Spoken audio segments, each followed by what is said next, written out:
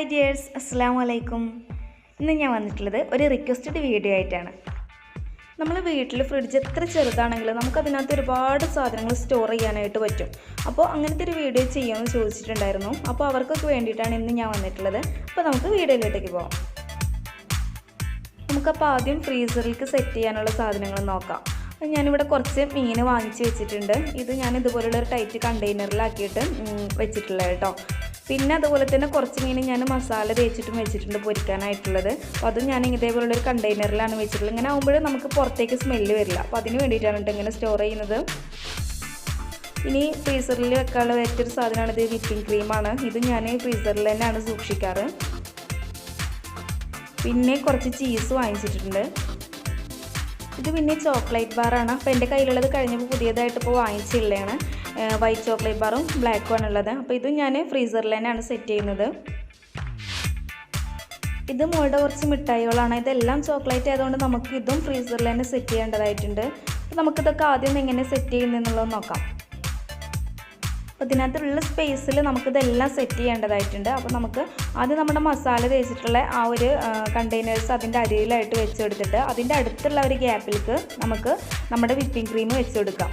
അപ്പോൾ ഇതുപോലെ ഇങ്ങനെ കുത്തനായിട്ട് പരത്തി വെച്ചിട്ടുണ്ടെങ്കിൽ അത്രയും സ്പേസ് പോകും. ഇതുപോലെ ഇങ്ങനെ കുത്തനാക്കി വെച്ചിട്ടുണ്ടെന്നുണ്ടെങ്കിൽ നമുക്ക് ഓരോന്നായിട്ട് എടുക്കാനും നല്ല സുഖമാണ്. തലപ്പത്തുള്ളത് മാറ്റിയാൽ മതി. അപ്പോൾ നമുക്ക് ബാക്കിയുള്ളത് എടുക്കാനായിട്ട് നല്ല സുഖമാണ്.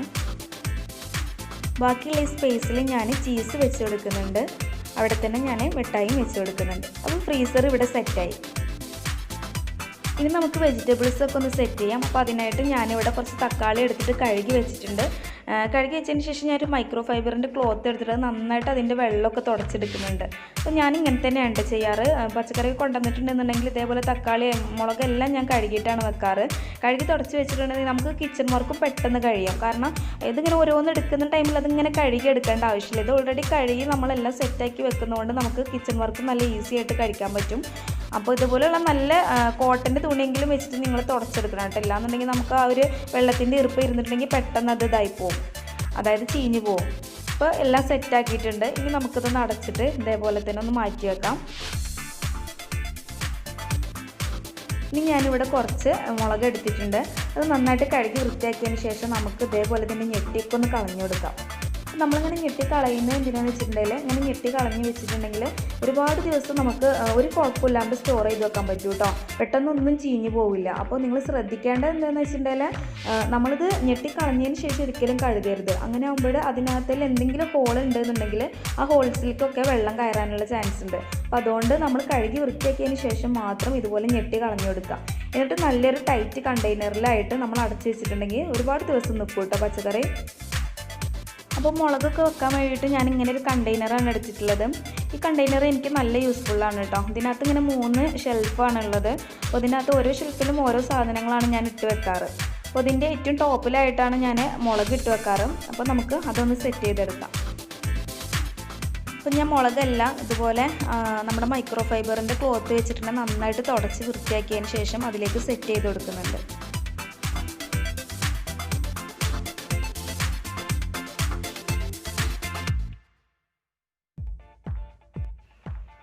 അപ്പോൾ മുളകെല്ലാം ഇവിടെ സെറ്റാക്കിയിട്ടുണ്ട്. ഇനി നമുക്ക് ഇതൊന്നും കൂടെ അടച്ചു കൊടുക്കാം.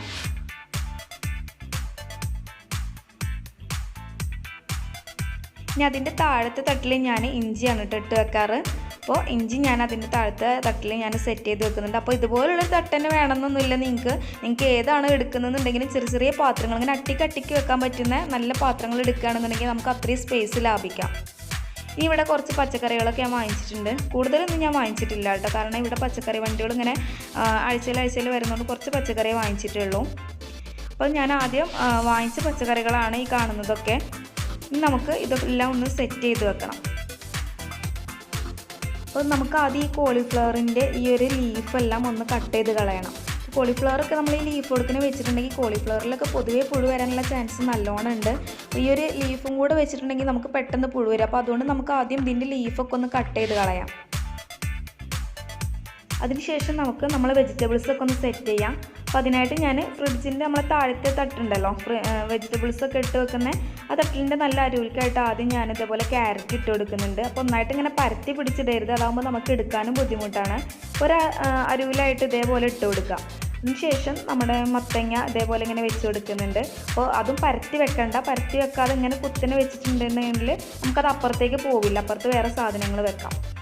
അപ്പോൾ ഒരരുവിലായിട്ട് ഞാൻ ഇതേപോലെ ബീൻസ് സെറ്റ് ചെയ്ത് കൊടുക്കുന്നുണ്ട്. അതിൻ്റെ അടുത്ത് തന്നെ കയ്പയ്ക്ക വെച്ച് കൊടുക്കുന്നുണ്ട്. അപ്പോൾ ഇതേപോലെ എല്ലാം ഇങ്ങനെ നല്ല അരുവിലായിട്ട് ലെയറായിട്ട് ഇങ്ങനെ വെച്ച് കൊടുത്തിട്ടുണ്ടെങ്കിൽ നമുക്ക് എടുക്കാനും നല്ല സുഖമായിരിക്കും. മറ്റേതിങ്ങനെ ഒന്നായിട്ട് പരന്ന് പിടിച്ച് കിടക്കില്ല ഇങ്ങനെ ആകുമ്പോൾ. ക്യാപ്സിക്കം നമുക്ക് ക്യാരറ്റിൻ്റെ മുകളിലായിട്ട് തന്നെ വെച്ചെടുക്കാം, കാരണം അത് വലിയ സാധനമായതുകൊണ്ട് നമുക്ക് എടുക്കാൻ സുഖമാണ്. അപ്പോൾ നമ്മൾ ക്യാരറ്റിൻ്റെ മുകളിലായിട്ട് തന്നെ വെച്ച് കൊടുക്കുന്നുണ്ട്. ഇനി കോളിഫ്ലവർ നമുക്ക് ബീൻസിൻ്റെ മുകളിലായിട്ടും വെച്ചെടുക്കാം. വെജിറ്റബിൾസ് എല്ലാം ഇവിടെ സെറ്റായിട്ടുണ്ട്. അപ്പോൾ ആ ഒരു സെക്ഷനും നമ്മുടെ കഴിഞ്ഞു. ഇനി ഞാനിവിടെ കുറച്ച് മല്ലിയിലും അതുപോലെ തന്നെ പുതിനയിലയും വെച്ചിട്ടുണ്ട്. അപ്പോൾ നമ്മൾ മല്ലിയില കൊണ്ടുവന്നിട്ടുണ്ടെങ്കിലും ഇതേപോലെ അതിൻ്റെ താഴെയുള്ള ഈ വേരും ഇതൊക്കെ നമുക്ക് കട്ട് ചെയ്ത് കളയണം. അതുപോലെ തന്നെ അതുപോലെ ഇങ്ങനെ കറുപ്പ് കളറിലുള്ള ഇലകളൊക്കെ ഉണ്ടാവുമല്ലോ, ചീഞ്ഞിട്ടുള്ള, അപ്പോൾ ആ ഇലകളെല്ലാം നമുക്ക് എടുത്ത് മാറ്റണം. അങ്ങനെ എടുത്ത് മാറ്റിയിട്ട് നമ്മൾ ഈ ഒരു ഇതിൻ്റെ വേര് കട്ട് ചെയ്ത് കളഞ്ഞിട്ട് നമ്മൾ നല്ലൊരു ടൈറ്റ് കണ്ടെയ്നറിലാക്കിയിട്ട് അടച്ച് വെച്ചിട്ടുണ്ടെങ്കിൽ ഒരുപാട് ദിവസം നമുക്ക് ഒരു കേടും വരാതെ സൂക്ഷിക്കാൻ പറ്റും കേട്ടോ. പിന്നെ ഞാൻ വേനൽക്കാലമൊക്കെ ആയിട്ടുണ്ടെന്നുണ്ടെങ്കിൽ ഞാനിത് അധികം കഴുകിയിട്ടാണ് എടുത്ത് വെക്കാറ്. അതാകുമ്പോൾ നമുക്ക് ജോലി ഈസിയാണ്.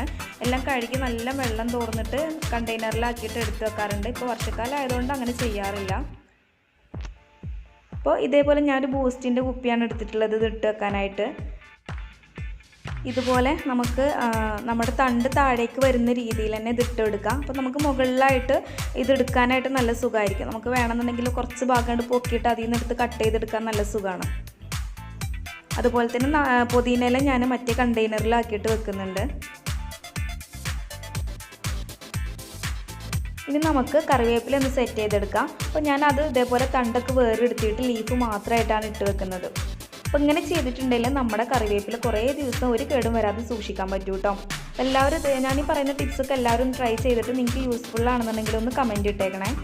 അപ്പോൾ നല്ലൊരു ടൈറ്റ് കണ്ടെയ്നറിലായിട്ട് വേണം കേട്ടോ അടച്ച് വെക്കാനായിട്ട്.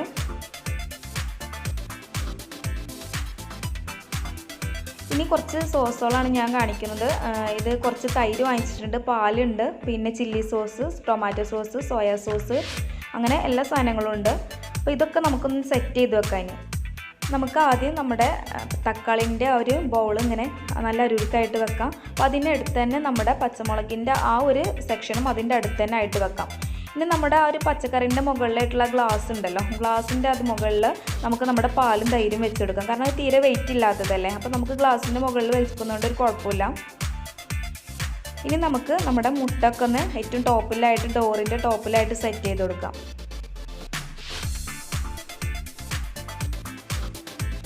നമ്മൾ സോസുകൾ അതിന് നേരെ താഴത്തെ തട്ടിൽ തന്നെ സോസുകളൊക്കെ ഒന്ന് അരുവിലായിട്ട് സെറ്റ് ചെയ്ത് കൊടുക്കുന്നുണ്ട്.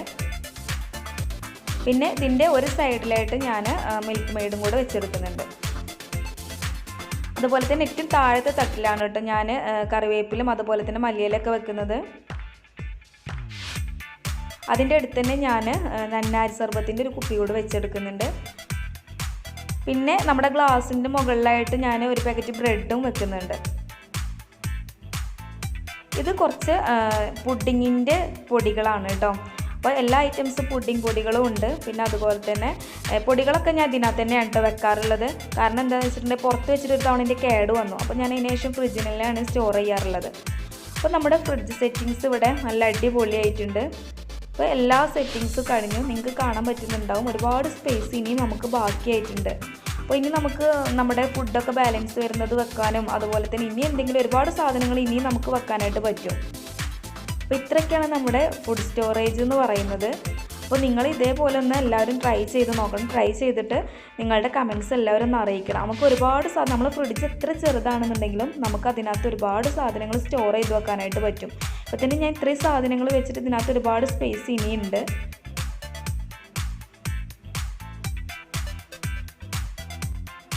അപ്പോൾ എല്ലാവർക്കും എൻ്റെ ഈ ഒരു വീഡിയോ ഇഷ്ടപ്പെട്ടിട്ടുണ്ടെന്ന് കരുതുന്നു. അപ്പോൾ നമുക്ക് അടുത്ത നല്ലൊരു വീഡിയോ ആയിട്ട് കാണുന്നത് വരെ താങ്ക്സ് ഫോർ വാച്ചിങ്.